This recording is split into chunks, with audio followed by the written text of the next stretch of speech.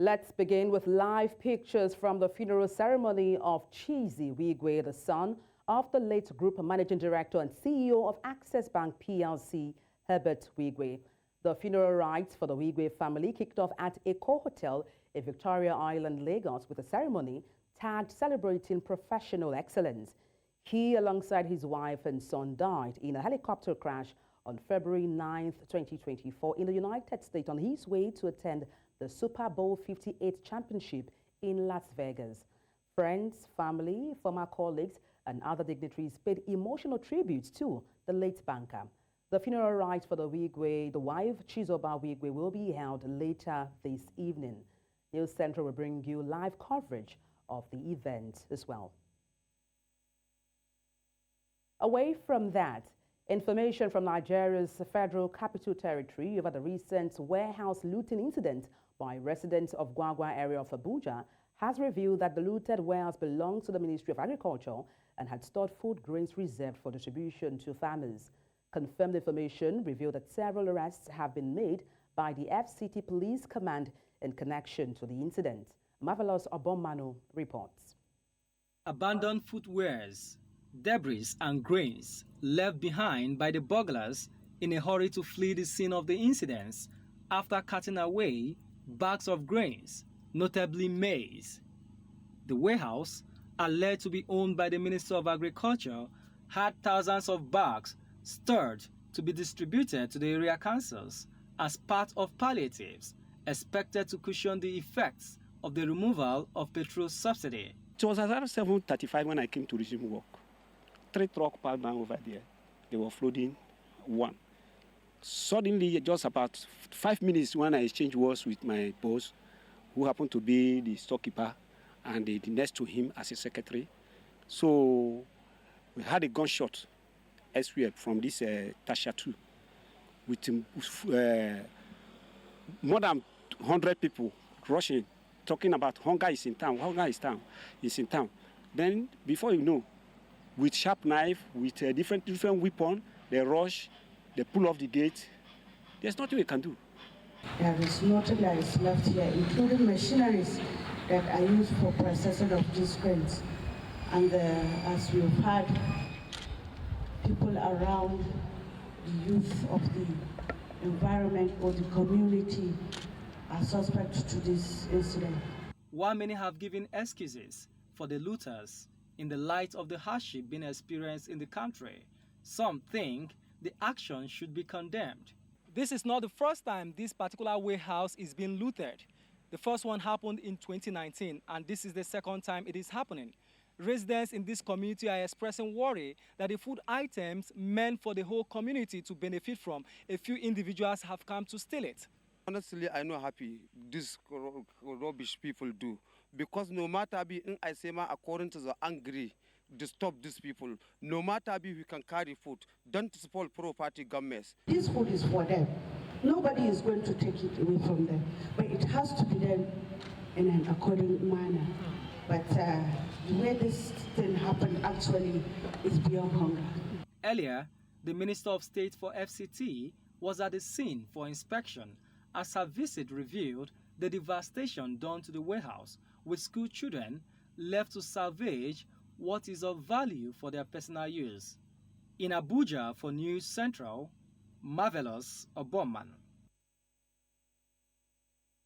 The organized private sector has raised alarm over the rampant looting of food and essential supplies from trucks, signaling a potential collapse of industries nationwide.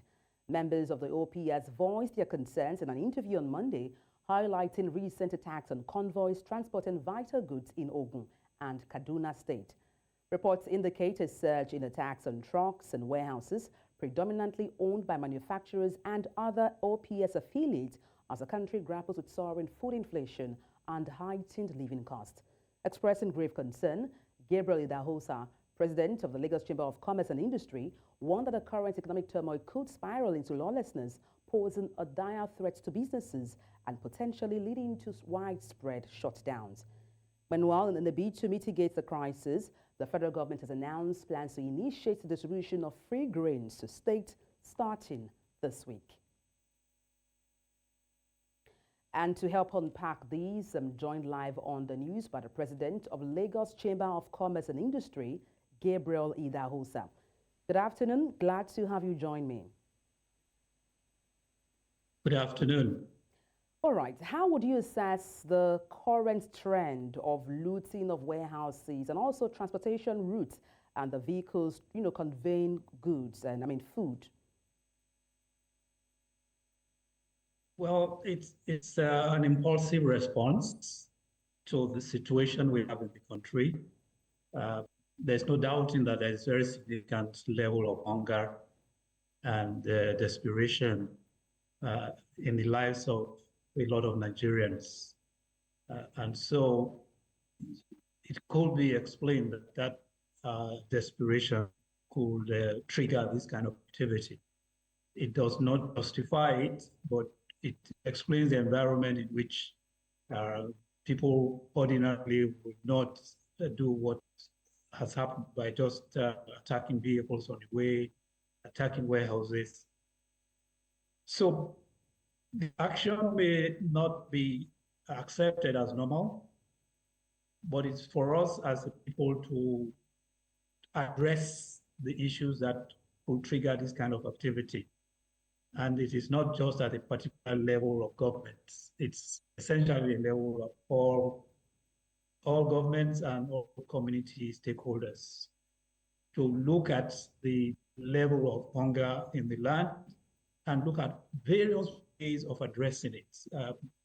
The federal government has its own part to play, the state government, the local government, the community leadership. Everyone has to understand that there is a very significant amount of acute hunger and acute poverty, which is currently described as multidimensional poverty, where people do not, a large number of people, a very large number of people in society cannot see their way through the next breakfast or dinner for that day, let alone the next day. So on the one hand, it's not an action we want to justify or encourage or condone. But on the other hand, it's a wake-up call for government at all levels and community leaders, really.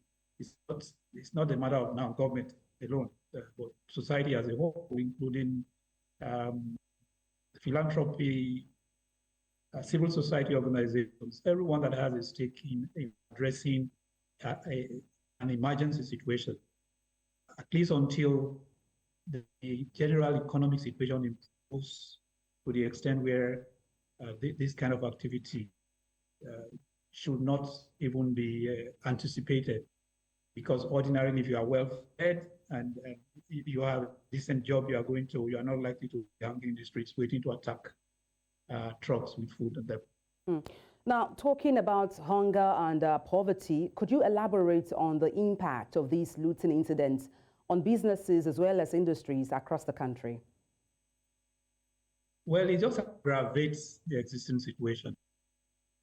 In the last 1 month, as companies started releasing their results for last year, both very large ones that are put on the stock exchange, smaller companies that are having conversations in groups like the Lagos Chamber of Commerce are all reporting massive losses, really massive losses, some of them large enough to wipe out their assets. And it has to do with the twin policy situations we are dealing with, the removal of fuel subsidy and the convergence of foreign currency. On top of that, a sort of runaway inflation at this stage now of food and transportation costs. So if you put all of this together, it means that most organizations, except a very few in some margins of the economy, that are doing well.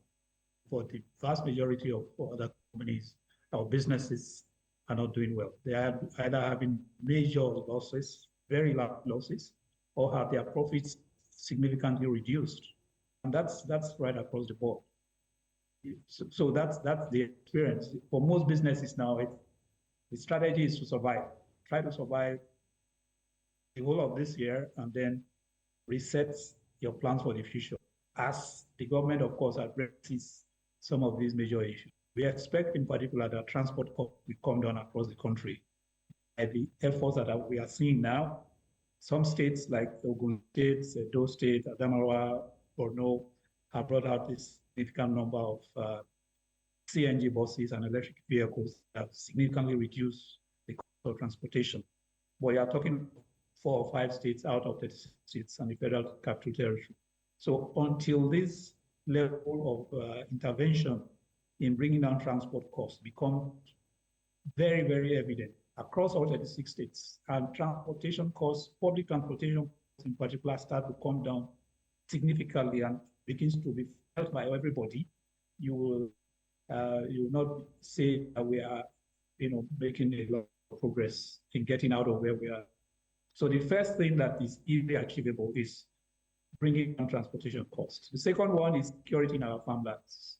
It's possible for government to take those actions that will secure our farmlands in particular, so that more food can produce and cost of food will start going down. And then, of course, cost of foods also improve cost of raw materials for a lot of factories that use agro products for their business. Speaking of intervention, I know you touched on transportation costs and also reducing the cost, of food items. But let's talk about the announcement of the federal government that plans to distribute food grains, free, grains to state. How do you think this would impact or alleviate the desperation, of many Nigerians, driving some into looting? This kind of measure has been applauded when it was announced. But like a lot of government policy decisions, it is the timing, skill, and the speed of implementation. So if we had announced distribution of grains, let's say in July or August last year, say 2 or 3 months after the government came into office, the federal government came into office, and then from July, August, up to September, October last year, the grains were all over the states, reaching everyone that was expected to be reached. We are not likely to be where we are today. So it is a matter of the timing, the speed of implementation, and the skill. So if we are distributing, let's say, 50,000 tons of grains, it's quite different if we are distributing 500,000 tons of grains. So the scale of the program and the speed with which it is implemented will make a big difference in the results. And yes, if we had that kind of scale and speed of implementation, we are not likely to be, this acute hunger at the lower income levels of Nigerians at this time. Well, that's the most we can take on the news. Thank you so much for your insights. Gabriel Idahosa, thank you once again. Thank you. The United Nations Office on Drugs and Crime, with funding from Danish government and partnership with the Nigerian Navy, has commissioned a ship-in-a-box simulator to improve maritime security and tackle crimes on the sea. The training tool is expected to improve the quality and frequency of training while reducing costs as well as safety risks associated with the conduct of exercises at sea. News Centre's Adeshewa Odushoga has details. Nigeria's fight against drug trafficking is gaining more traction, with multiple arrests and seizures on the waterways, as it has tagged one of the main transit routes for illegal drugs in the Gulf of Guinea. The illicit trade has made it necessary for law enforcement officers to improve on their skills and preparedness amidst evolving innovative measures by syndicate crime groups. To this effect, the United Nations Office on Drugs and Crime, with funding from the Danish government and partnership with the Nigerian Navy, launched this ship-in-a-box simulator at the Joint Maritime Security Training Center at the Navy Town, Lagos, Nigeria. Follow them. All right.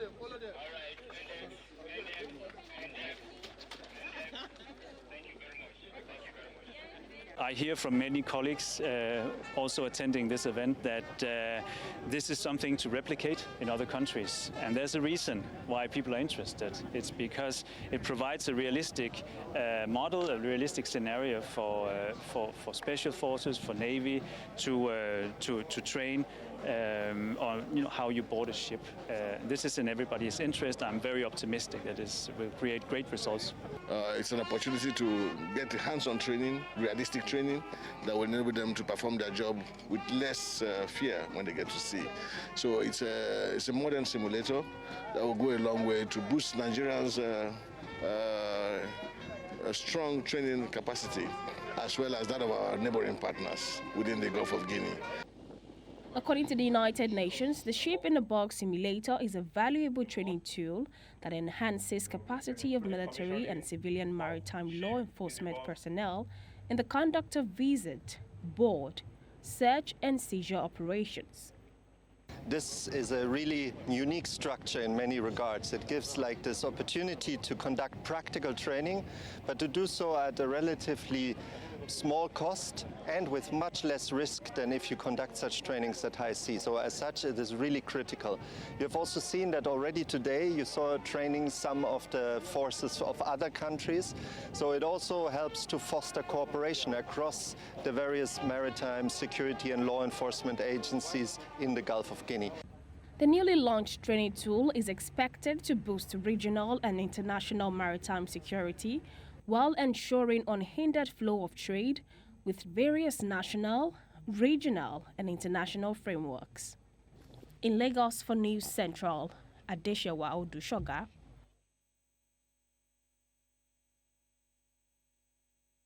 Nigeria's President Bola Tinubu will on March the 7th launch a national project that will empower women in the country.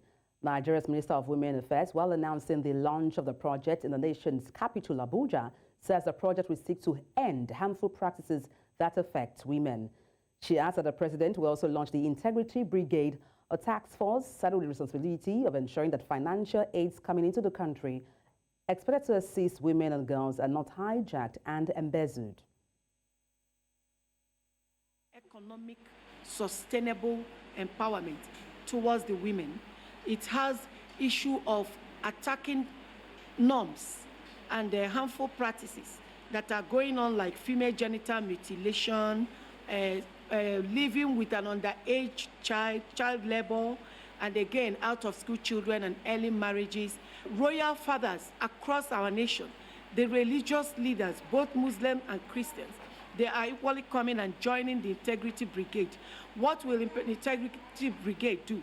They want to make sure that every decision that will be made concerning Nigeria must be the one that will benefit Nigerians. Nothing that will not benefit Nigerians will be allowed for anybody to make such decisions. The Economic and Financial Crimes Commission says banks are linked to about 70% of the financial crimes in Nigeria. The EFCC's chairman, Ola Olukayode, disclosed these while speaking in Abuja at the 2023 annual retreat and general meeting of the Association of Chief Audit Executives of Banks in Nigeria. He points out that the banking sector was increasingly becoming a cesspool of fraudulent activities. Olukayode, who was represented by the Director, Internal Audits EFCC, Idowu Akpejoye, said there was a need for concerted efforts by relevant authorities and professionals, especially audit executives, to prevent and tackle the issues involved. He urged the association to monitor the financial activities of banks, comparing actual and budgeted revenue with expenses, carrying out periodical reviews, checks, among others. The stakeholders in Blockchain Technology Association of Nigeria has introduced a code of conduct for virtual asset service providers amidst the Binance ban in Nigeria. This code, applicable to both CBAN members and non-members, emphasizes adherence to laws, transparent disclosure, robust security measures, customer protection, and commitment to anti-money laundering and combating the financing of terrorism measures.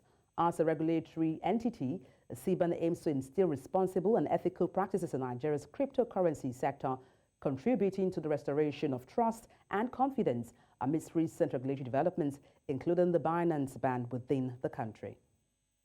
And to talk about these, I'm joined live on the news by Obinna Uwono, the president of CBAN. Good afternoon. Glad to have you join me. Good afternoon. All right. Do you have concerns on the impact of the ban on Binance as well as cryptocurrencies in Nigeria? Yes, of course, there are concerns. the concerns are how this is going to have an overall impact on our economy, our international image, and our positioning for this technology. People must have to understand, first of all, that what we are dealing here is an innovation that was made possible by blockchain technology. We talk about cryptocurrencies a lot, but the truth is that what we are really talking about is the benefits and the value chain of blockchain technology, of which cryptocurrency is one of them. And cryptocurrency happens to be the first implementation of blockchain technology and the most popular sector, of blockchain technology. So why I am concerned is how this is going to make us miss the opportunity of being a part of an innovation and an emerging technology that is contributing a lot in the 21st century, right? Now, we understand that, cryptocurrencies are virtual assets, and of course, they are part of the digital asset sector in blockchain. And also, it's the value chain that has been creating a lot of growth in tech sectors across other countries. And we want to see how it is going to also do the same here, especially in the financial sector. That being said, it is also not right that we do not take into consideration the risks that will be associated with operating virtual asset service platform and offering such products in the market. So these are two very important areas that needs to be looked at. What is the case of Binance and how is it applicable to our industry? I believe that the whole issue is not entirely a disadvantage to us, that we need to throw the baby away with the bathwater, but we need to be able to separate the baby from the bathwater. Look at what are the gains that we can get from this space. One of the things that we as stakeholders have called for, especially from CBAN and other industry stakeholders, is for regulation of the industry, because we know that we stand to benefit a lot more when the industry is regulated.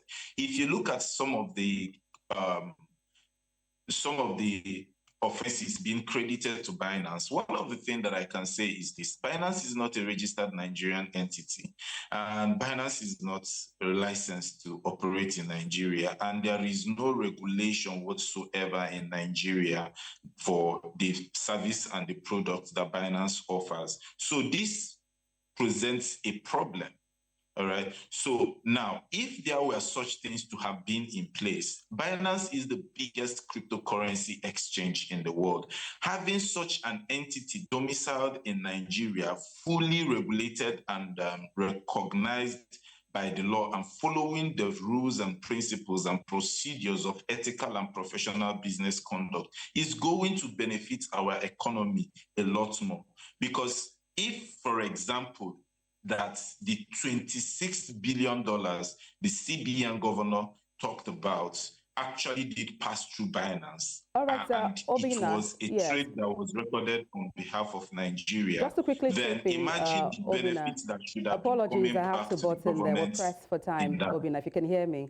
Apologies, we're pressed for time. Just one question for you, just answer, in 30 seconds.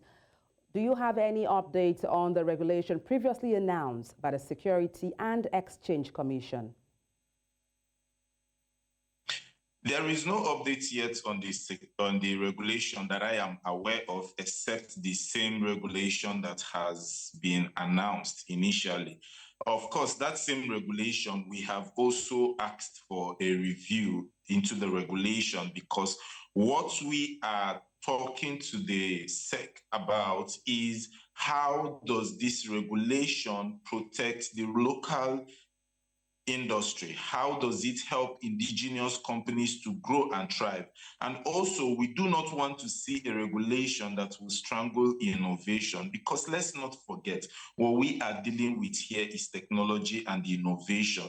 And so it must be seen as such and protected as such. So every regulation that is coming up for the digital asset sector has to also encourage innovation, has to help the market to grow, protect the local industry, and give it the necessary support to become a vibrant sector that will contribute to the economy.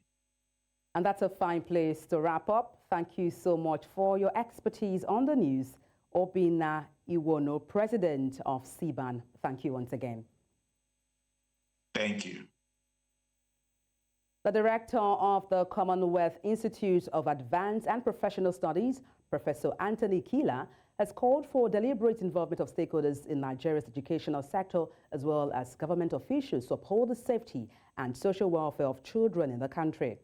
The university don made its known while speaking at a recent event in Lagos.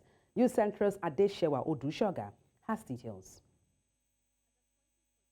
Nigeria accounted for about 20 million out-of-school children, a number that grew double its size in 2 years. One of the key factors responsible for this trend is economic barriers, conflict, sociocultural norms, and lack of inclusive policies or practices in schools.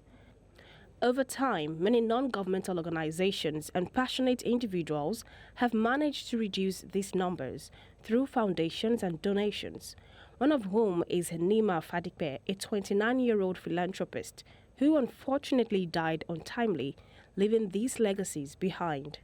A foundation has now been founded in her name, managed by her mother, with a focus on ensuring children's safety and social welfare. My late daughter, Nima Talai, was the founder. She's always done things for the children, orphanage homes, and she does Water is Life in her days. And she goes to children's hospital to help them pick up children on the street. This is far back, probably about 13, 15 years ago. She goes on the street, picks up children, educate them, bring them to her business, and try to empower them. Speakers at the event highlighted the importance of upholding children's safety amidst economic barriers or conflict. I don't know how you're going to take this, but I feel the urge to say it. Just stop giving children motivational books to read. Let them read literature, let them read art, let them read history. Let them read things that will really, really shape their imagination. Not how to do this, confidence in yourself. No. They will develop the confidence. What they need as children to be safe is to have the lexicon to express themselves. To know that they do not need to shout to express themselves. They do not need to cry. They do not need to run away. They do not need to lie. That they can explain what they want. Vulnerable kids is a society thing, and it goes beyond the government to do. We as individuals, able bodies, we should be able to support the government and take some of these kids out of the street. The actions or inactions of government impact children more strongly than any other group in the society. Thus, speakers here have called for the protection of children's rights and welfares for the prosperity of the nation. In Lagos for News Central, Adedugba. And coming up, deadly unrest in Senegal casts shadow over election date. We have details after the break. Join us again.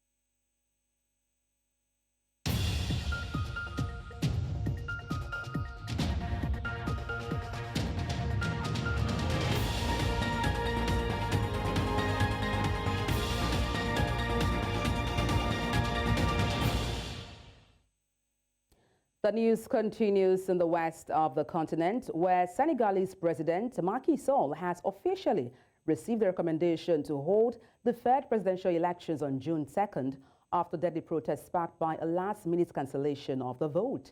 The report followed a national dialogue that was boycotted by the opposition, which has demanded that the election be held before April 2nd, when Sall is supposed to step down.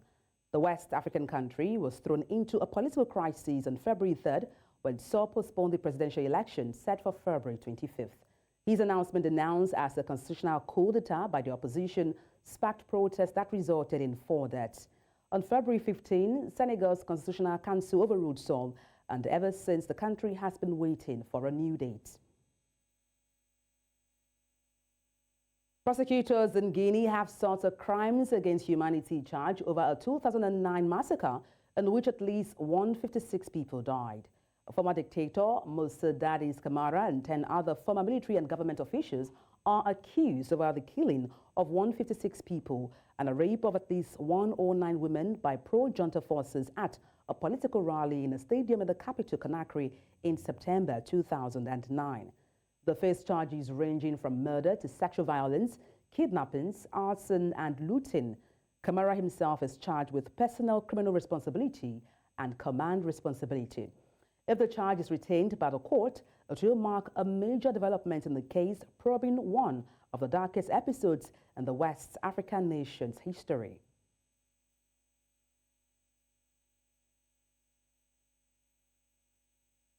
The 2 accused Ndemande brothers who were arrested in connection with the murder of Kenan Forbes and his friend Tebelo Motwane are making demands for their extradition from Eswatini. The trio made it clear to their legal representatives that they wanted to be assured that their safety would be prioritized in the whole process. Additionally, they stated that they wanted to be handed over to prison authorities and not to members of South African Police Service. Meanwhile, the Senzo Mayiwa's murder trial has resumed after a short break, with the first accused in the murder trial, Moses Sibiya, bringing an application to have his case reopened in a trial within a trial on the admissibility of a confession he made. Sibiya has also terminated the mandate of C4 Ramosapile, and advocate Thulani Ngozebazule will represent him. And to help unpack this, I'm joined live on the news by an attorney at the Law Clinic, University of Johannesburg, Elton Romeo Hart. Good afternoon from here. Glad to have you join me. Good afternoon. Good afternoon to the viewers up in the West. All right. Tell me, what do you make of the demands by AKA murder suspect in Eswatini? And, what legal implication can these have? Now, obviously, because these accused persons were apprehended and arrested by the Eswatini Royal Police Service, there is now an extradition process that needs to happen. And because South Africa is a signatory to the SADC protocol on extradition, there is certain prerequisites that we need to make before the Eswatini police can actually hand them over to the South African police. Now, I've seen that the accused, the Ndemande brothers, have made certain or set certain conditions under which they will agree to their extradition to South Africa. But it doesn't necessarily work like that, because in order for them to appear in court, they will have to be handed over to the South African police, who is first to effect an arrest within South African jurisdiction and then bring them before court before they can be handed over to our correctional services. And I think what the Ndemande brothers is, they want to be handed over directly to our correctional services, which is not how the law operates in South Africa. Unfortunately, the police is the first point of call when it comes to arrest of people who is alleged to have committed an offense in South Africa. But what rights do AKA suspects have during the extradition proceedings from Eswatini? No, they do have rights in terms of the protocol that says that they should be given a fair trial. They should not be persecuted for political things.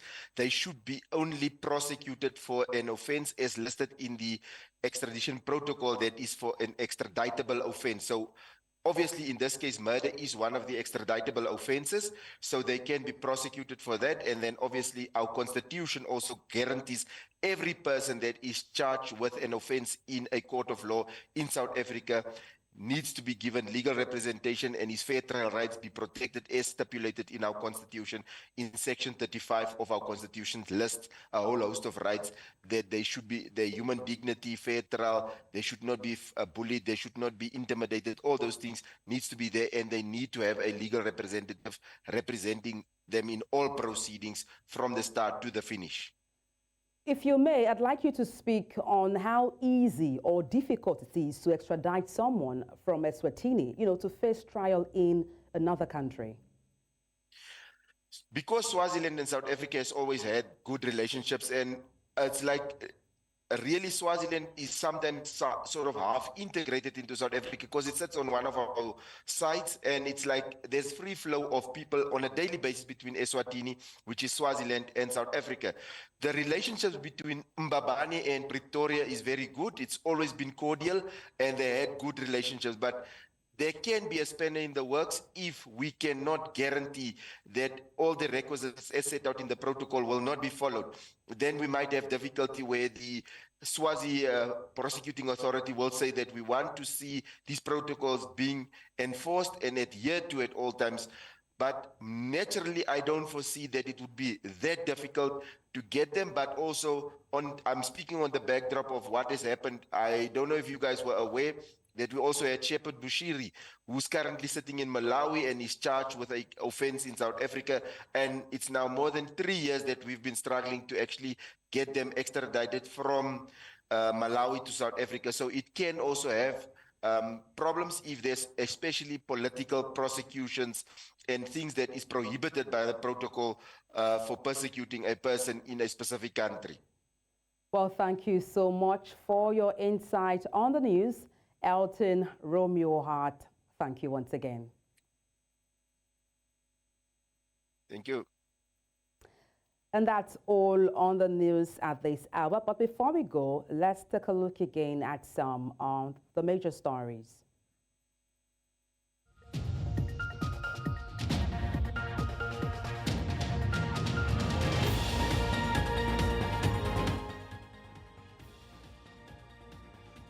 This food crisis worsens in Nigeria. Prosecutors make case for crimes against humanity charge in Guinea massacre trial. We also told you that accused brothers have asserted conditions for extradition in legal battle in AKA murder case. Send your eyewitness report to the WhatsApp number on the screen and follow us on social media. We are at News Central TV. You can watch us live on DSTV, channel 422, Star Times, channel 274, Avo TV, and YouTube. Many thanks for watching. I am Adebola Adedugba.